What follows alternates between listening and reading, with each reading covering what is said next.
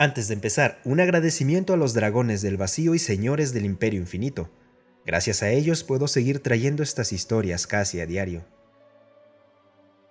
El velo de la locura. Cuando la humanidad se aventuró en el espacio, nunca sospechamos lo que estaba por venir. Nuestro primer planeta habitado estaba a menos de 30 años luz de distancia, mucho más cerca de lo que hubiéramos pensado. ¿El problema? Todos estaban muertos. Todo el problema era así.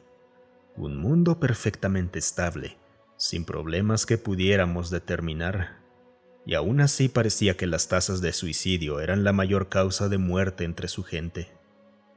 No sabemos por qué, pero aparentemente habían estado haciéndolo por algún tiempo.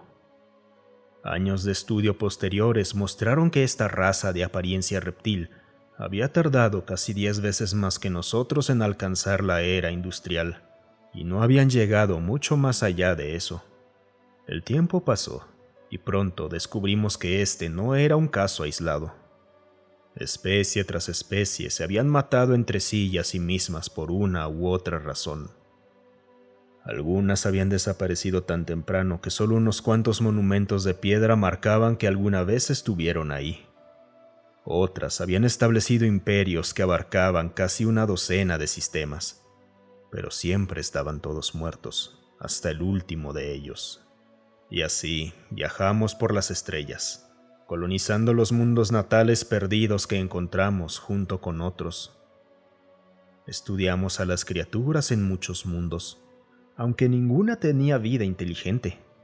Con el tiempo estudiamos la tecnología de las razas muertas más avanzadas, descubriendo uno que otro secreto científico que nosotros habíamos pasado por alto.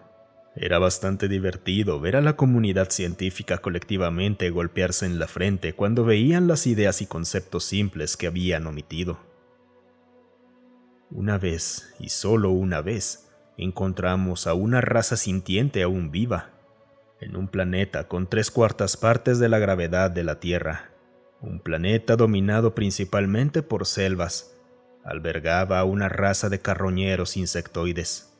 Apenas estaban más allá de su edad de piedra. La agricultura y el cultivo todavía estaban en sus primeros pasos. Consideramos hacer contacto, pero al final decidimos no hacerlo. Eran una raza muy violenta, y muchos se mataban entre sí por el más mínimo detalle. El quitarse la vida también parecía ser algo a lo que recurrían sin razón o motivo alguno. De hecho, toda la raza parecía estar loca. La observación a largo plazo mostró que después de eclosionar, el individuo poco a poco, pero con seguridad se volvía loco, al punto de que ninguno alcanzaba la vejez. De hecho, la única razón por la que esta raza aún no se había extinguido era una combinación de altas tasas de natalidad, cortas expectativas de vida, y que una cría podía defenderse por sí misma a las pocas horas de nacer. En cualquier otra raza, esta extraña aflicción podría, y de hecho, los había llevado a la extinción. Durante casi 700 años, la humanidad creció y se expandió. No encontramos otra raza viva en ese tiempo, ni descubrimos por qué éramos inmunes. Muchos formularon teorías, pero ninguna encajaba mejor que las demás. Las diferencias étnicas, religiosas y culturales se volvieron menos importantes cuando estabas lejos de la Tierra, y al final aquellos que no podían ponerse de acuerdo simplemente vivían en mundos distintos.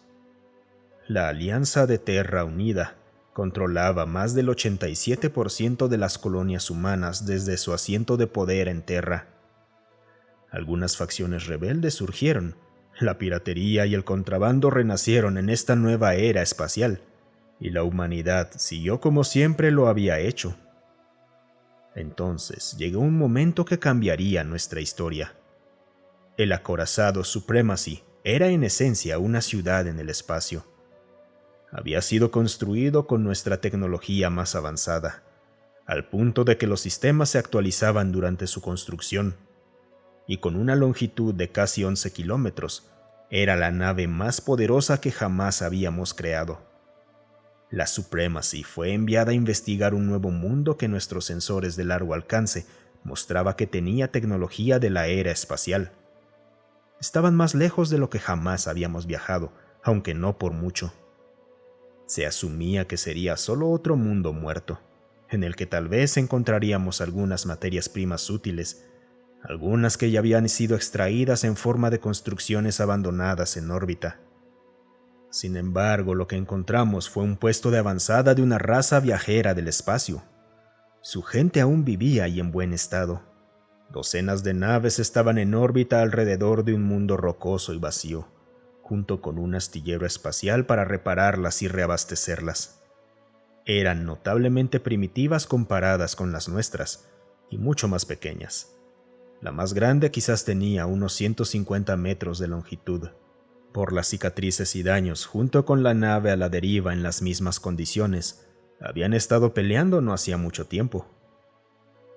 Sin embargo, nuestro primer contacto no salió tan bien. Más tarde reconstruimos lo que ocurrió, y fue más o menos así. En ese momento, lo que probablemente era la nave más grande de la galaxia apareció sobre ellos. La raza conocida como los Kondar quedó al borde del pánico. El comandante trató de evitar un desastre y ordenó a sus naves no abrir fuego. Las comunicaciones en ambos lados fallaron. Nosotros hacía mucho que habíamos dejado de llevar equipo o entrenar a nuestras tripulaciones para primer contacto, y aparentemente los Kondar no habían tenido ningún primer contacto en cientos de años. Tampoco ayudó que nuestras comunicaciones subespaciales fueran lo suficientemente avanzadas como para que los sistemas obsoletos de los pobres Kondar captaran voces distorsionadas, horriblemente siniestras y alienígenas. Venimos en paz. Uno de los artilleros Kondar en la nave más cercana tuvo un ataque de pánico tras escuchar la transmisión distorsionada. Disparó contra la Supremacy, la cual en un gesto conciliador había bajado sus escudos. El disparo logró atravesar el casco en un solo punto y le costó la vida a 3 tripulantes. El capitán de la Supremacy ordenó levantar los escudos y disparar un tiro de advertencia. Desafortunadamente para los Kondar, el concepto de disparos de advertencia les era ajeno, y no se detuvieron a preguntar por qué el disparo había fallado. Fue una pelea corta. La Supremacy destruyó una sola nave para asegurar su escape.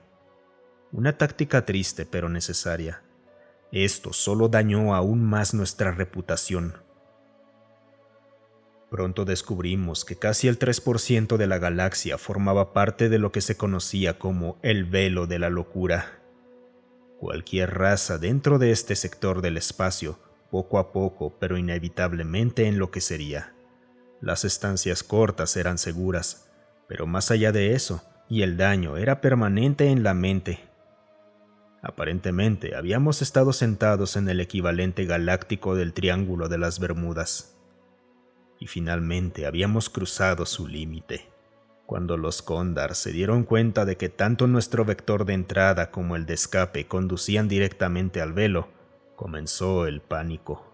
Con sorprendente rapidez, la noticia de lo que había pasado se extendió entre su gente y entre otras razas. La historia empeoraba con cada noticia, especialmente una vez que salió de los informes militares oficiales.